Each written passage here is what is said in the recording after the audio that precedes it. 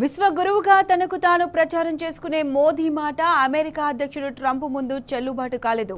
సుంకాలు తగ్గించాలంటూ మోదీ స్వయంగా వెళ్లి కలిసినా ప్రయోజనం దక్కలేదు. ఫలితం భారత ఉత్పత్తులపై 25% టారిఫ్ విధిస్తున్నట్లు ట్రంప్ ప్రకటించేశారు. అంతటితో ఆగకుండా భారత ఆర్థిక వ్యవస్థను డెడ్ ఎకానమీగా అవహేళన చేశారు. ఇంత జరుగుతున్నప్పటికీ మోదీ మౌనంగా ఉండడంపై సర్వత్రా విమర్శలు వ్యక్తమవుతున్నాయి.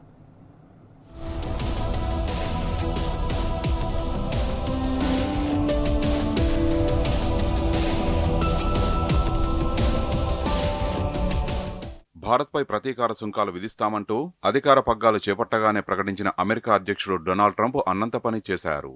భారత్పై 25% టారిఫ్ను విధించారు. అంతటితో ఆగకుండా రష్యాతో వ్యాపారాన్ని సాకుగా చూపిస్తూ భారత ఆర్థిక వ్యవస్థను డెడ్ ఎకానమీగా పోల్చారు. ఇండియాకు పాకిస్తాన్ చమురు విక్రయించే రోజులు వస్తాయంటూ అవహేళన చేశారు.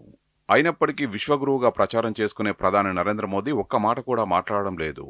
అటు ట్రంప్ వ్యాఖ్యని చర్యను ఖండించట్లేదు కూడా. దీనిపై సర్వత్రా విమర్శలు వ్యక్తమవుతున్నాయి.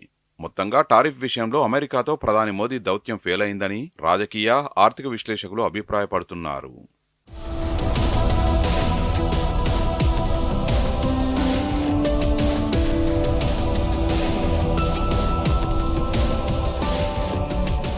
ఏడాది ఫిబ్రవరి 13న అమెరికాలో పర్యటించిన ప్రధాని మోదీ భారత్పై అమెరికా టారిఫ్ అంశాన్ని ట్రంప్ ప్రస్తావించడానికి ప్రయత్నించారు. అయితే మోదీని వారించిన ట్రంప్ టారిఫ్ల విషయంలో ఎవరికీ మినహాయింపు లేదని తెగేసి చెప్పారు. భారత్పై పరస్పర సుంకాలు విధిస్తామంటూ తొలుత ఏప్రిల్ 2 డెడ్లైన్ను ట్రంప్ ప్రకటించడంతో కేంద్ర వాణిజ్య మంత్రి పీయూష్ గోయల్ మార్చి 3న హడావిడిగా అమెరికాకు బయలుదేరారు.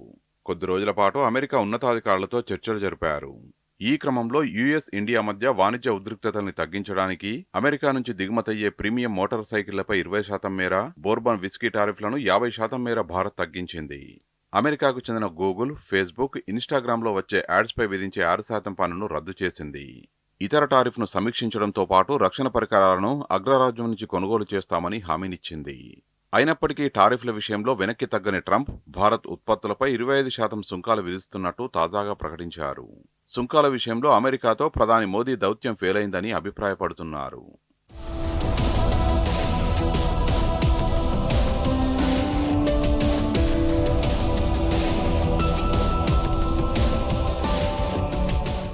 రష్యా భారత్లను ఉద్దేశిస్తూ ట్రంప్ వివాదాస్పద వ్యాఖ్యలు చేశారు.